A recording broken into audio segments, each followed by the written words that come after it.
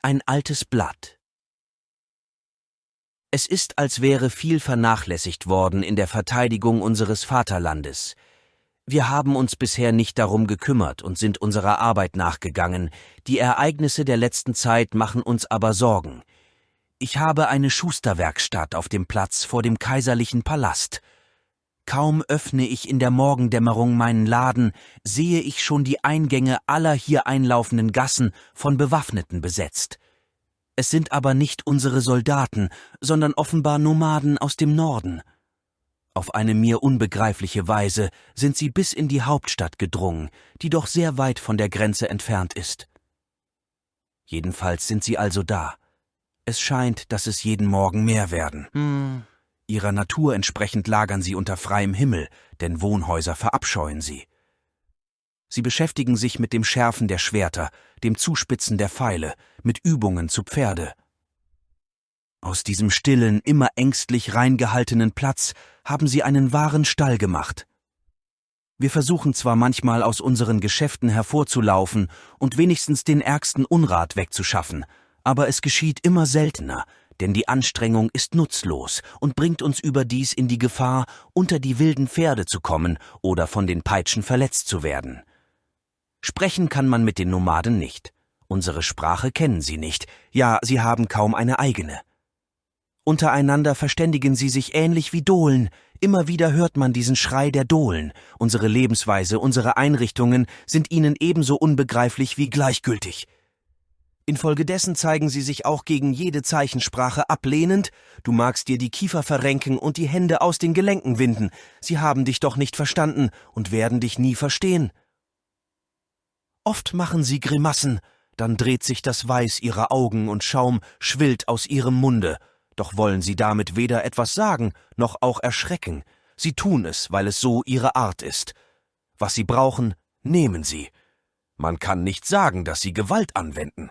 Vor ihrem Zugriff tritt man beiseite und überlässt ihnen alles. Auch von meinen Vorräten haben sie manches gute Stück genommen. Ich kann aber darüber nicht klagen, wenn ich zum Beispiel zusehe, wie es dem Fleischer gegenübergeht.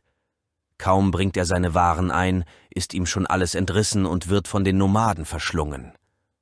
Auch ihre Pferde fressen Fleisch, oft liegt ein Reiter neben seinem Pferd, und beide nähren sich vom gleichen Fleischstück, jeder an einem Ende. Der Fleischhauer ist ängstlich und wagt es nicht, mit den Fleischlieferungen aufzuhören. Wir verstehen das aber, schießen Geld zusammen und unterstützen ihn. Bekämen die Nomaden kein Fleisch, wer weiß, was ihnen zu tun einfiele. Wer weiß allerdings, was ihnen einfallen wird, selbst wenn sie täglich Fleisch bekommen. Letzthin dachte der Fleischer, er könne sich wenigstens die Mühe des Schlachtens sparen und brachte am Morgen einen lebendigen Ochsen. Das darf er nicht mehr wiederholen. Ich lag wohl eine Stunde ganz hinten in meiner Werkstatt platt auf dem Boden und alle meine Kleider, Decken und Polster hatte ich über mir aufgehäuft, nur um das Gebrüll des Ochsen nicht zu hören, den von allen Seiten die Nomaden ansprangen, um mit den Zähnen Stücke aus seinem warmen Fleisch zu reißen. Schon lange war es still, ehe ich mich auszugehen getraute. Wie Trinker um ein Weinfass lagen sie müde um die Reste des Ochsen.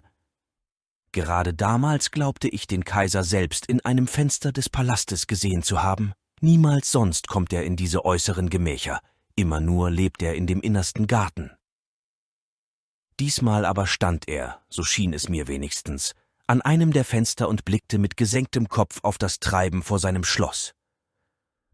Wie wird es werden, fragen wir uns alle. Wie lange werden wir diese Last und Qual ertragen? Der kaiserliche Palast hat die Nomaden angelockt, versteht es aber nicht, sie wieder zu vertreiben. Das Tor bleibt verschlossen, die Wache, früher immer festlich ein- und ausmarschierend, hält sich hinter vergitterten Fenstern. Uns Handwerkern und Geschäftsleuten ist die Rettung des Vaterlandes anvertraut. Wir sind aber einer solchen Aufgabe nicht gewachsen, haben uns doch auch nie gerühmt, dessen fähig zu sein. Ein Missverständnis ist es, und wir gehen daran zugrunde.